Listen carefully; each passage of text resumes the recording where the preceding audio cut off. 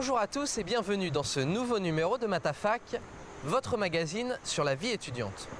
Actualité oblige, notre dossier du mois est consacré à la politique. Nous nous sommes demandé comment les jeunes se sont engagés durant la campagne présidentielle. Nous avons suivi 2 étudiants militants. Se loger pas cher, c'est notre bon plan. Nous avons mis au banc d'essai 2 méthodes d'hébergement originales. Enfin, nous vous emmènerons à la rencontre d'une troupe d'étudiants marionnettistes. Après 1 an de travail et avec l'aide de professionnels, ils ont mis sur pied un spectacle pour le moins surprenant.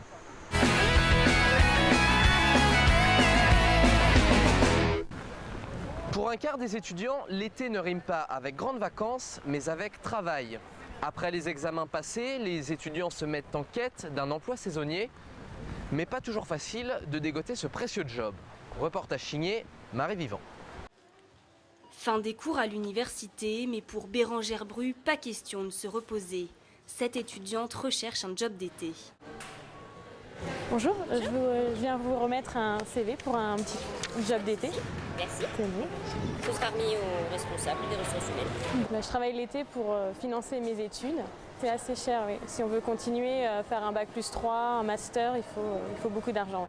Pour plus d'un étudiant sur 4, travailler l'été est une nécessité. À Tours, plusieurs structures aident à trouver un emploi saisonnier. C'est le cas du Crous, de Pôle emploi ou du BIGE, le bureau information jeunesse. L'accueil est sympa, je suis plutôt bien encadré, puis on m'a tout de suite dirigé par ici pour vraiment chercher ce que je voulais.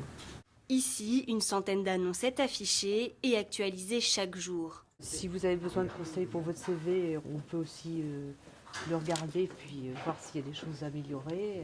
Tous les ans, environ 5000 étudiants tourangeaux cherchent un job d'été. La concurrence est rude, d'autant plus qu'avec la crise, les demandes sont plus nombreuses que les offres. Ça va être celui qui a le plus de compétences qui va être privilégié, qui a su mieux se vendre auprès de l'employeur. Donc c'est évident qu'il n'y a pas de travail pour tous les jeunes. C'est quand même pas facile, il faut s'y prendre quand même très tôt. On leur conseille même de commencer à faire des candidatures spontanées dès le début d'année. En Touraine, les secteurs d'activité qui recrutent encore sont l'hôtellerie-restauration, le tourisme, la grande distribution ou l'agriculture. Comme chaque année, le plus gros pourvoyeur d'emplois reste l'animation. On va maintenant parler politique, élection présidentielle oblige. Vivien, vous vous êtes intéressé à l'engagement militant chez les jeunes.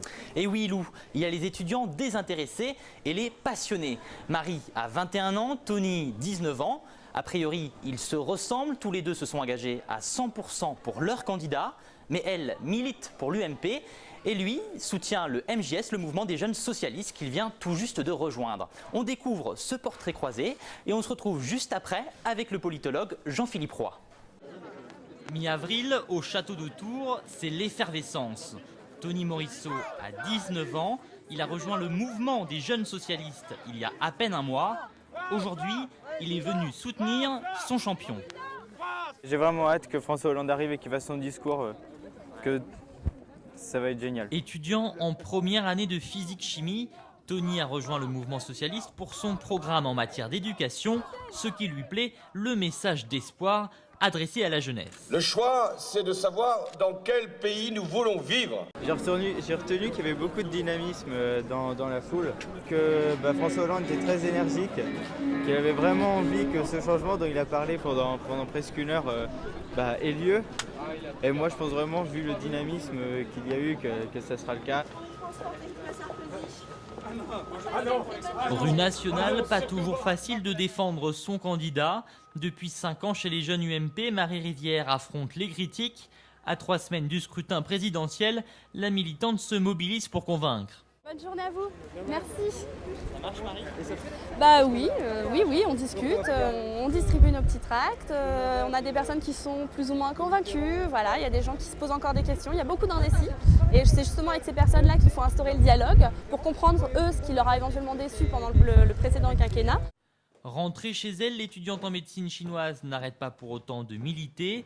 Avec Kevin, son compagnon, elle poursuit son activité sur les réseaux sociaux. Longtemps déléguée de classe, c'est en 2007 que Marie décide de rejoindre les Jeunes Populaires. Chez les Rivières, l'engagement, ça coule de source. Son père s'est présenté à des élections locales et sa sœur était elle aussi, à l'UMP. En fait, je me suis engagée en politique à la suite de la campagne présidentielle de 2007. Je ne pouvais pas encore voter, mais j'avais vraiment envie de faire quelque chose avec cette citoyenneté que j'allais bientôt avoir. Pour Tony, ce soir, c'est sa première assemblée générale, un lieu de débat, d'échange. C'est après avoir comparé les programmes des différents partis que son choix s'est arrêté sur le PS. Son engagement, il le justifie par son envie de moraliser la politique. On regarde la télé et on apprend qu'il y a l'affaire Karachi, l'affaire Bettencourt, l'affaire DSK, donc tout un tas d'affaires, pas terribles. Et du coup, les gens sont au fil du temps de plus en plus dégoûtés de la politique. Un jour, en me baladant dans Tours, je suis tombé sur le local de la Fédé et je me suis dit, allez, c'est parti, je m'engage, je vais m'inscrire et j'essaye de peser dans la campagne, quoi. Et pour peser dans la campagne, il faut mettre les mains dans la colle. Allez, on se dépêche, on prend une photo. Ce soir-là, une quinzaine de jeunes pop ont répondu présent pour un collage. 3, 2, 1, cheese. Ou Sarkozy.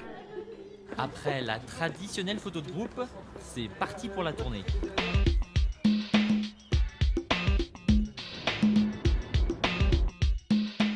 Enfin, jusqu'au premier tour des élections, il va y avoir combien comme ça, des collages par semaine? Autant qu'il le faudra. Tout le temps. On est inépuisable de toute manière, hein, donc... Tout le temps, ouais. Tout le temps. Et voilà, je vote Nicolas Sarkozy. La méthode est simple, il suffit d'un pot de colle, d'un pinceau et d'un zeste de bonne humeur. Si parfois Marie peut se lasser du collage, et même si cette activité est souvent confiée aux plus jeunes, pour elle, la tâche n'a rien d'ingrat. Retour à la permanence, l'heure est au débriefing et au visionnage des photos prises sur le terrain. Entre les différentes équipes, c'est un peu la compétition pour élire la plus efficace. Ouais, donc là, les panneaux comme ça, on en a fait pas mal. Ah, celui-là, il est grand, ouais. Ouais, mais c'est bien. Ah, c'est vachement bien. Bon, faut juste espérer que ce soit pas recollé dans la nuit, quoi. Malheureusement pour elle, le MJS est vigilant. Quand la dizaine de militants se décident à partir, la nuit est déjà bien avancée. Tony est le petit nouveau, mais la rhétorique est bien assimilée. Ça va vraiment être le changement alors après le 6 mai. Oui. De toute façon, oui. Après, ça va forcément être un changement. Déjà un changement de gouvernement puisqu'on sera à gauche et pas à droite. Après, il y aura, avec toutes les propositions qu'il y a faites, il y aura forcément des changements. La conquête s'achève rue Christophe Colomb, où le plus grand panneau d'affichage de la ville s'étend sur plusieurs mètres. C'est quoi les différentes couches là? Les différentes couches, c'est différentes couches en fait d'affiches qui se superposent, etc. Là, vous voyez qu'il y a une bonne couche et une bonne épaisseur, et ça, c'est ce qu'on a collé la semaine dernière. C'est partie du jeu de se recoller comme ça? Ah bah oui, absolument. Sinon, personne s'y prendrait. Mais là, on a tout, hein. On a le front de gauche, on a l'UMP, on a les écolos, puis on a nous. C'est vraiment un combat. Les urnes ont parlé. Pour l'un, l'heure est à la fête. Pour l'autre, c'est le blues. Mais pas de repos. La campagne des législatives a déjà débuté. Dur, la vie de militant.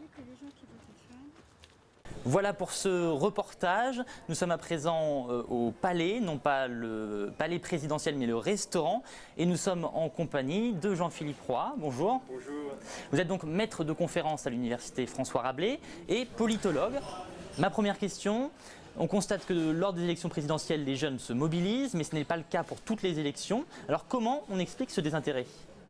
Alors, pour différentes raisons. D'abord parce que ça peut être, comment dirais-je, tout simplement une absence de connaissance politique ou d'intérêt pour la politique dans une tranche de vie où, comment dirais-je, la préoccupation majeure, c'est sans doute de soit de terminer ses études, soit s'insérer professionnellement.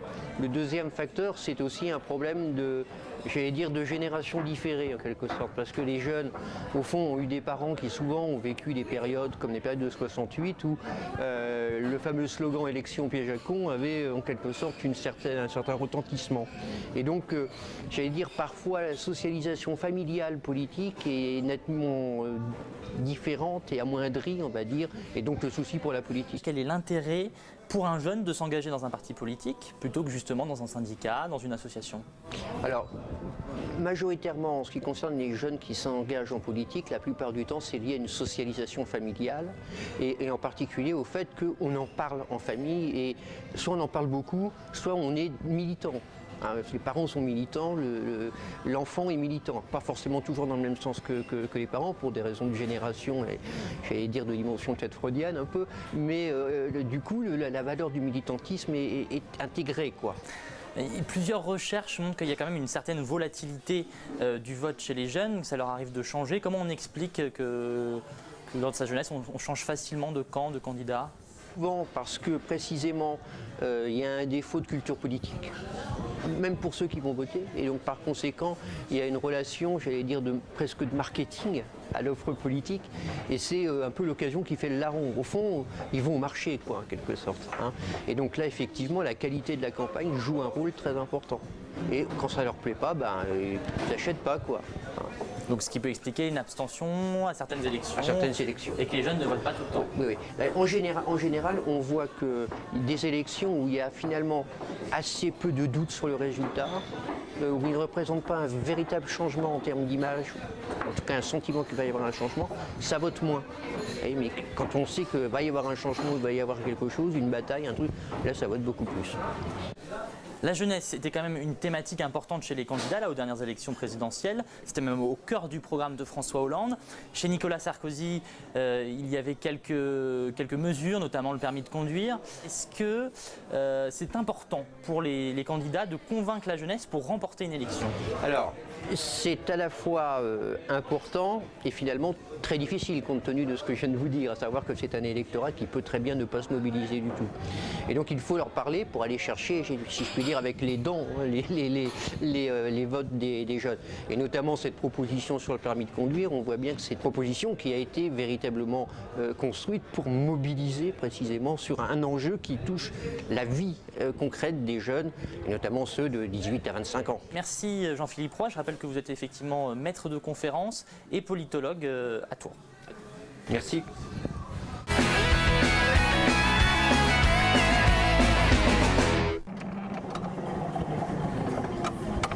N'oubliez pas que vous pouvez lâcher votre com dans Matafac. Armés de leurs caméras, nos équipes étaient ce mois-ci à la faculté de Grandmont.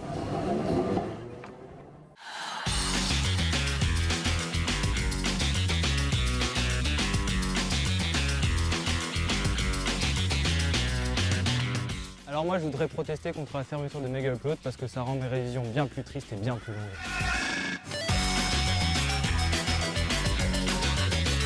J'ai reçu récemment une lettre d'Adopi me disant que j'avais fait un téléchargement illégal.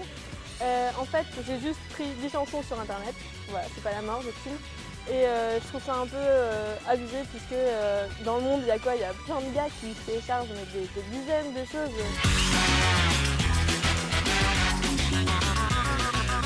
Bon Philippe, on est désolé pour toi, tu t'es fait recaler au premier tour. Mais bon, on t'attend dans 5 ans. Hein. Votez Poutou, c'est l'avenir du pays. On vient vous parler d'un projet de loi qui s'appelle le projet ACTA, qui consiste à nous censurer sur internet, et on vous présente le site avas.com qui vous permet de signer des pétitions contre cette loi. Donc c'est une loi dont on n'entend pas parler aux informations, mais qui à l'origine touchait le piratage et maintenant va toucher tout le monde.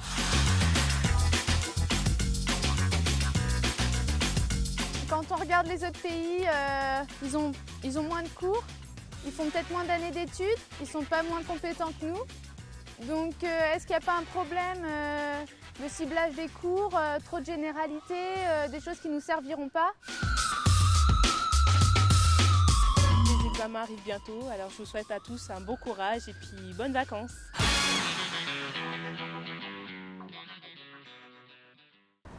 L'école Polytech Tours n'a rien à voir avec l'X parisien. Pourtant, elle fait partie du réseau Polytech, constitué de 13 écoles d'ingénieurs réparties dans toute la France.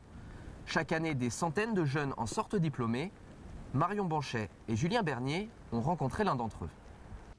Depuis son plus jeune âge, Mathieu Houdard bidouille. Des systèmes électriques, des appareils électroniques. Le jeune homme qui voulait comprendre comment fabriquer de l'énergie a choisi Polytech Tours pour trouver des réponses à ses interrogations. Mathieu est actuellement étudiant en 4e année dans la filière électronique et système de l'énergie électrique. Une filière qu'il n'a pas choisie par hasard. J'ai vu qu'en dernière année, on avait option énergie renouvelable. Donc comme j'aimerais bien partir sur cette voie-là, travailler dans ce domaine, comme c'est un peu un avenir, c'est un domaine porteur, donc je me suis lancé. Dans un peu plus d'1 an, Mathieu sera ingénieur. Il rêve déjà de concevoir des éoliennes, mais pour l'instant, il doit se concentrer sur son TP de simulation comportementale des composants. Le problème, c'est que ça vient de... Ça a bugué ? Oui, ça a bugué un peu. C'est un étudiant qui, au travers de son parcours de classe préparatoire, apprend très très vite et donc a une capacité d'intégration et d'adaptation extrêmement intéressante. En plus des cours, des travaux pratiques et dirigés imposés par sa formation, Mathieu a choisi de prendre part à un projet ambitieux. Voilà, maintenant on va au Club Éco Marathon Shell. C'est là où on fabrique une voiture qui marche à l'hydrogène pour participer à une course qui aura lieu à Rotterdam au mois de mai. Les participants à cette compétition doivent concevoir une voiture capable d'aller le plus loin possible avec un seul litre de carburant. Mathieu est en charge de la fabrication du système de sécurité du véhicule. Ce qui m'intéresse dans ce club, c'est justement de pouvoir appliquer ce qu'on apprend tout au long de l'année et de faire un système qui marche et un système rien qu'à nous, justement, c'est nous qui le mettons en place et que ça fonctionne, justement. Le marathon Shell a lieu dans moins d'1 mois. Mathieu et ses camarades ont encore du pain sur la planche. On passe maintenant à notre groupe du mois. Pendant presque 1 an, des étudiants de l'université François Rabelais ont monté un projet autour de la marionnette. Des mois de travail pour une seule et unique représentation. Et vous allez le voir, la marionnette se joue de bien des façons. Antonin Lebris.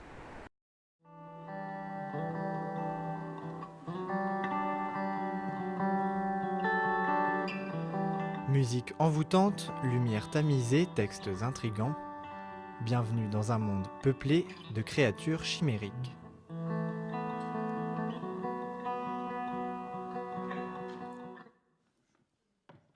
Au cœur de ce spectacle, les marionnettes. Entre les mains des 19 étudiants, pour la plupart amateurs, un univers s'est créé, loin de l'image renvoyée par la marionnette. Je pense tout de suite que la marionnette, c'est quelque chose pour les enfants ou quelque chose comme ça. C'est pas du tout guignol où on bouge avec 2 doigts comme ça, là c'est extrêmement complexe où tous les mouvements qu'on doit faire, la marionnette doit le faire aussi, c'est extrêmement dur et précis la marionnette. Prenez le temps, vous arrivez speed, vous vous placez, c'est cool, mais prenez juste ce temps de respiration avant de commencer la scène. Que ça enchaîne pas tac tac tac et que tout soit hyper en stress. Ouais. Depuis octobre, ils travaillent à la réalisation de leur spectacle, création des marionnettes, enregistrement de la musique, choix des titres, une expérience enrichissante pour ces étudiants au profil majoritairement artistique. Tout a été une découverte, c'est-à-dire que vraiment on a fait de la création de marionnettes, on a découvert au fur et à mesure, le spectacle s'est créé vraiment au fur et à mesure avec les apports de chacun, les marionnettes que nous avons créées chacun. Je ne m'attendais pas à ce que ça donne quelque chose d'aussi complet. Dernier jour de répétition sous le regard expert des professionnels qui les ont accompagnés. Dernier réglage également d'un spectacle mêlant toutes formes d'art. Moi, la marionnette, c'est l'art total. Tous les arts sont dans le théâtre de marionnettes. Littérature, danse, musique, art plastique, art dramatique. Alors, je crois que c'est la chose qui est très exceptionnelle avec les marionnettes. Ce soir-là, ils donnent une unique représentation, éphémère aboutissement de mois de travail.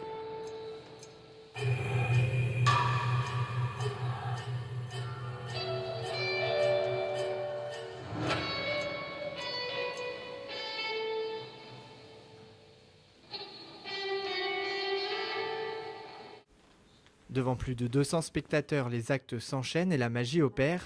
Un avant-goût des planches qui fera peut-être naître chez certains quelques vocations.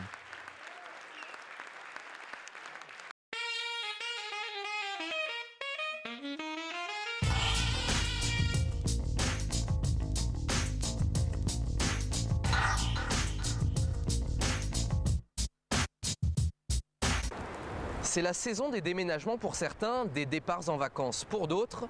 Et à tous, une question se pose, comment ne pas finir sous un pont sans trop dépenser? Notre journaliste Marion Banchet a déniché 2 bons plans. Regardez. Bonjour à tous, ce mois-ci je vous présente 2 bons plans pour vous loger pas cher. Suivez-moi. Nous sommes ici dans les locaux d'Aloé, une association qui met à disposition des étudiants des logements à bas prix. Bonjour. Bonjour. Je suis étudiante, je recherche un studio à bas prix. Qu'est-ce que vous avez à me proposer? Alors, votre budget maximum, c'est combien? 300 €. 300 €. Justement, j'en ai un qui se situe à Tours-Nord. Si vous avez un peu de temps, on peut peut-être visiter ce matin. Très bien. Aloé met à disposition des étudiants et des apprentis des logements à loyer modéré. Avec eux, pas de frais d'agence, vous devrez seulement payer 60 € d'adhésion une fois que vous aurez trouvé un logement qui vous plaît. Les locaux de l'association se situent au 24 rue Eugène Sue, à Tours. Cela fait déjà un moment que le printemps est arrivé et je suis sûre que vous pensez déjà aux vacances. Eh bien, sachez que le Couchsurfing est la solution idéale pour vous faire héberger gratuitement chez l'habitant, où que vous soyez. J'ai rencontré Pierre, il est coach surfeur et il va nous initier à cette pratique. Bonjour. Bonjour. Ça va? Très bien, et vous? Oui. Alexandre, mon colocataire. Bonjour. Allez-y, asseyez-vous. Merci. Alors expliquez-moi, comment est-ce que ça marche le couchsurfing? C'est un système qui permet à des voyageurs de profiter d'un lit, d'un canapé pour quelques nuits.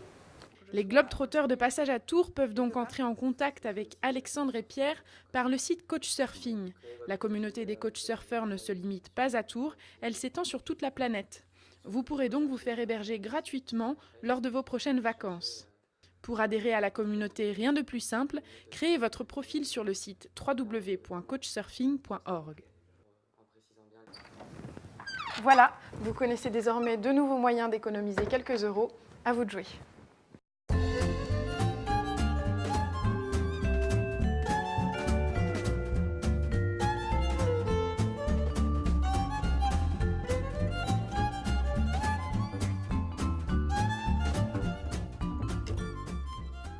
Voici les événements à ne pas manquer dans les semaines à venir, à vos agendas. Le 26 mai se déroulera durant tout l'après-midi la Gay Pride de Tours. Pour la 7e édition, venez soutenir la cause homosexuelle dans une ambiance toujours festive et musicale. Le défilé des chars partira du château à 15 h et fera le tour du centre-ville. Après une année d'interruption, le Festival des années jouées reprend le 1er juin au parc de la Rabière. Au programme, pendant 2 jours, plus de 1000 spectacles d'art de rue, tous gratuits. Des programmes qui raviront aussi bien les petits et les grands, alors ne ratez pas ces 3 jours de fête. L'été revient, c'est le moment de se la couler douce sur les bords de Loire. Alors pour cela, ne ratez pas la Guinguette qui ouvre le 16 mai. Tout au long de l'été, le bar et le restaurant seront ouverts avec régulièrement de nombreux concerts et autres animations. Le festival au quart de Tours, c'est pour bientôt. À partir du 5 juin, venez découvrir des artistes internationaux et locaux. En tête d'affiche, le rappeur normand Orelsan enflammera la plaine de la Gloriette le jeudi 7 juin. Et samedi, ce sont les Toulousains de Zebda qui vous feront tomber la chemise. La place pour une soirée est à 8 € en prévente et 10 € sur place. Un pass 5 jours est également disponible en prévente à 25 €. Le coup de cœur musical du mois, c'est le groupe B-Soul. Ce groupe de Tourangeaux aux influences soul et funky participera au festival Usine à Pommes de Louroux le samedi 2 juin. Découvrez dès maintenant ces 3 musiciens accompagnés de leurs choristes aux voix chaudes et maîtrisées.